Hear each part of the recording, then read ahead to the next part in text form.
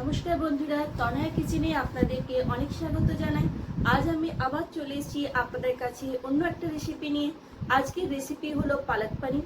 চলো বন্ধুরা শুরু করি আজকের রেসিপি। এখানে আমি নিয়েছি 500 গ্রামের মতো পালং শাক।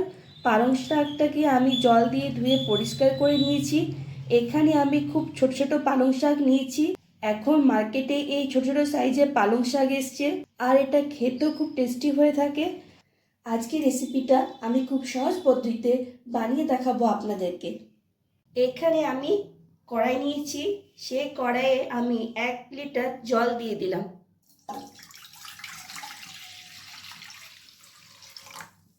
আর তার মধ্যে আমি এখানে 1 চামচ চিনি দিয়ে দিলাম।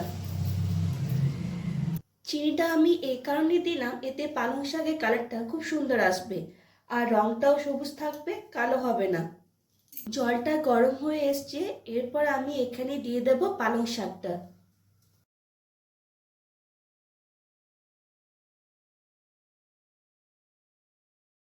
পাঁচ মিনিটের মতো শাকটাকে বয়েল করে নেব। শাকটা বয়েলড হয়ে গেছে, এরপর আমি গ্যাসটা বন্ধ করে দিলাম। শাকটাকে ঠান্ডা জলের পাত্রে দিয়ে দেব।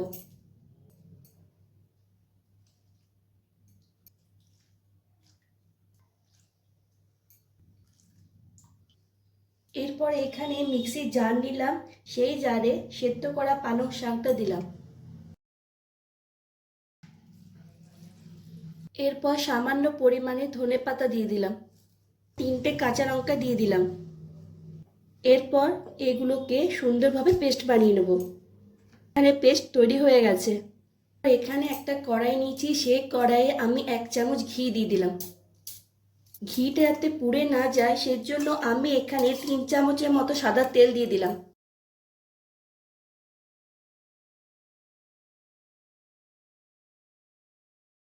তেলটা গরম হয়ে এসছে, এরপর 2টো তেজপাতা, 1টা শুকনো লঙ্কা, 2 টুকরো দালচিনি, 2টো এলাচ আর হাফ চামচের মতো গোটা জিরে ফোড়ন দিয়ে দিলাম। প্রায় 10 সেকেন্ডের মতো নাড়াচাড়া করে নেব। আঁচটা আমি মিডিয়াম টু লোয়ে রেখেছি।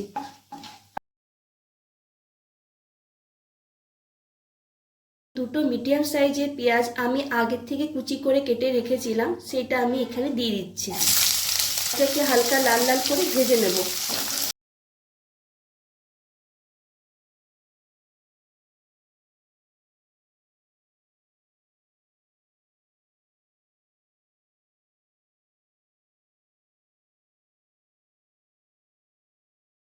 পেঁয়াজটা ভাজা হয়ে গেছে, এরপর দেব 2 চামচের মতো আদা রসুনের পেস্ট। এখানে অর্ধেকের কম আদা আর 6-7টা রসুন আমি মিক্সিতে পেস্ট করে নিয়েছি। এরপর এগুলোকে ভেজে নেব। আদা রসুন ভাজা হয়ে গেছে, এরপর এখানে দিয়ে দেব টমেটো পেস্ট। আমি এখানে একটা টমেটো মিক্সিতে পেস্ট করে নিয়েছি। এরপর ভালো করে মিক্স করে নিচ্ছি। এখানে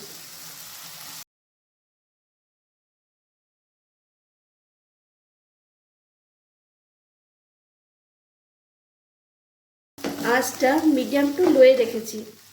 এরপর 1 চামচ ধনে গুঁড়ো, হাফ চামচ জিরে গুঁড়ো, হলুদ গুঁড়ো হাফ চামচের একটু কম, শুকনো লঙ্কার গুঁড়ো হাফ চামচ, ঝালটা আপনারা পরিমাণ মতো দেবেন, 1 চামচ কাশ্মীরি রেড চিলি পাউডার, আর স্বাদ অনুযায়ী নুন দিলাম এখানে। এরপর মশলাগুলোকে ভালো করে কষিয়ে নেব।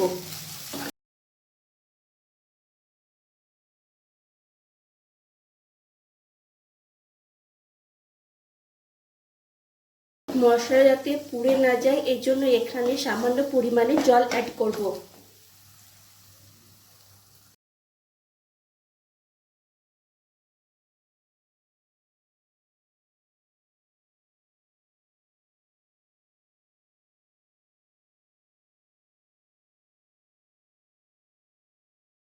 এরপর এখানে কসুরি মেথি দিয়ে দিলাম। মশলার সঙ্গে কসুরি মেথিটাকে ভালো করে মিশিয়ে নিতে হবে।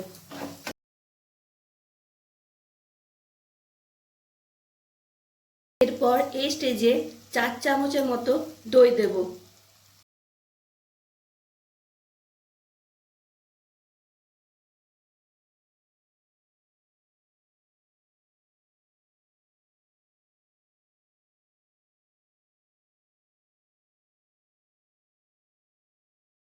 এই দেখুন বন্ধুরা কি সুন্দর একটা কালার এসছে। আর দইটা দেওয়ার পর গ্রেভিটাকে দেখুন কি সুন্দর ঘন হয়ে এসছে। এরপর আমি ঢাকা লাগিয়ে দেব কিছুক্ষণের জন্য, প্রায় 5 মিনিটের মতো। এরপর আমি অন্য প্রসেসে চলে যাব। এখানে আমি 200 গ্রামের মতো পনির নিয়েছি। পনিরগুলোকে আমি এরকম সাইজ করে কেটে নিয়েছি। আমি এখানে একটা ফ্রাইং প্যান নিয়েছি, সেই প্যানে 1 চামচ বাটার দিলাম। বাটারটা যাতে পুড়ে না যায় সেই জন্য এখানে 1 চামচের মতো সাদা তেল দিয়ে দিলাম। এরপর পনিরগুলোকে হালকা ভেজে নেব।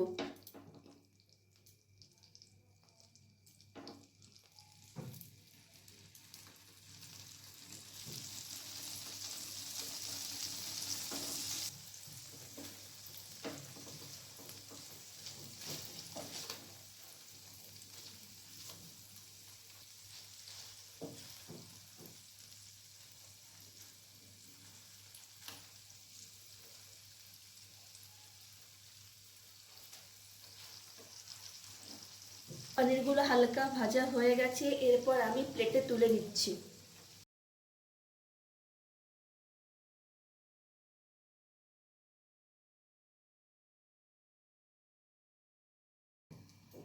ঢাকা খোলার পর এই দেখুন বন্ধুরা মশলা দিয়ে কি সুন্দরভাবে তেল ছেড়ে দিয়েছে।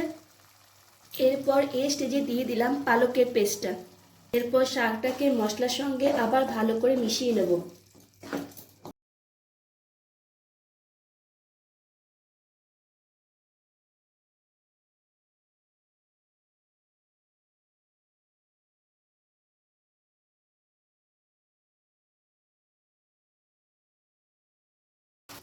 এরপর এই স্টেজে দিয়ে দেব 2 চামচের মতো ফ্রেশ ক্রিম।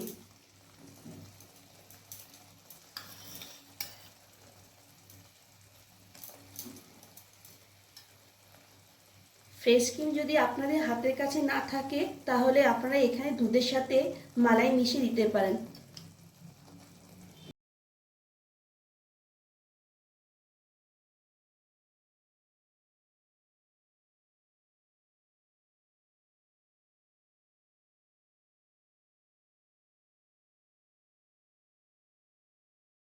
এরপর এখানে অল্প একটু বাটার দিয়ে দিলাম। ঘি আর বাটারের সংমিশ্রণে রান্নার টেস্টটা অসাধারণ লাগবে। একবার বাড়িতে আপনারা বানিয়ে দেখুন।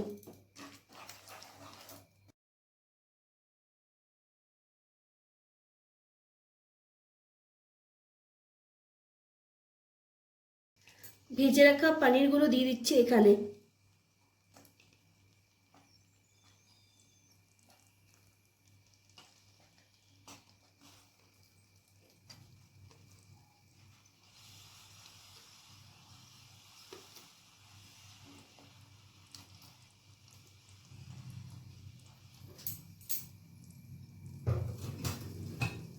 পনিরগুলো একটু আস্তে আস্তে মিশিয়ে নিতে হবে যাতে পনিরগুলো ভেঙে না যায়।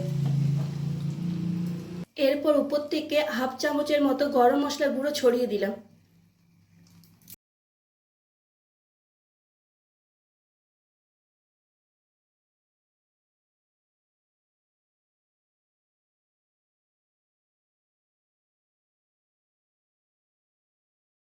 কিছুক্ষণের জন্য ঢাকা লাগিয়ে রেখে দিলাম, প্রায় 5 মিনিটের মতো, যাতে পালক আর পনিরের সাথে গরম মশলা গুঁড়ো ভালোভাবে মিক্স হয়ে যায়। এরপর গ্যাসটা আমি এখানে বন্ধ করে দিলাম। ধাবা বা রেস্টুরেন্টে পালক পানির রেসিপিতে ওরা যে তড়কা লাগায় সেই তড়কাটা এখানে করে দেখাবো আপনাদেরকে। যে প্যানে পনিরগুলো আমি ভেজেছিলাম সেই প্যানে রসুন কুচি দিয়ে দিলাম। রসুনটাকে এখানে হালকা ভেজে নেব।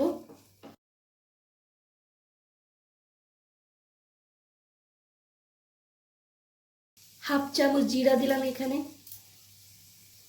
একটা শুকনো লঙ্কা। এরপর এগুলোকে হালকা ভেজে নিচ্ছি।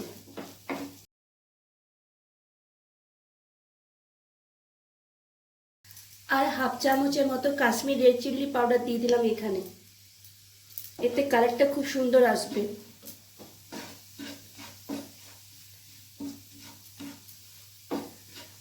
তড়কা এখানে রেডি। আমি গ্যাসটা বন্ধ করে দিই।